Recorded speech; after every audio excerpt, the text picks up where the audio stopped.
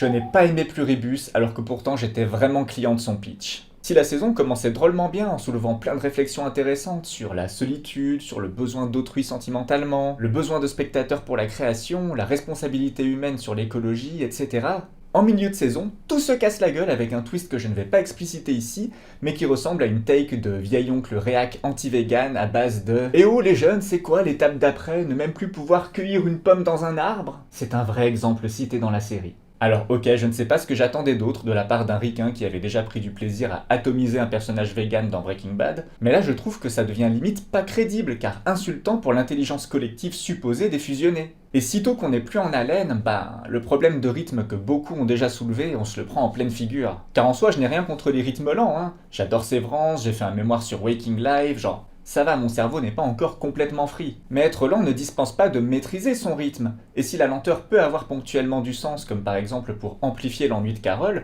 eh bien tout s'effondre lorsque le reste de la série est logé à la même enseigne. Et ce manque de soin apporté au rythme culmine jusqu'à l'épisode final qui ne sait plus quoi faire pour boucler son intrigue. Entre flash-forward, ellipse et cliffhanger qui tombe à l'eau, vraiment, on est sur une de mes plus grosses déceptions de l'année. J'aurais sans doute mieux fait de me mettre à Better Call Saul.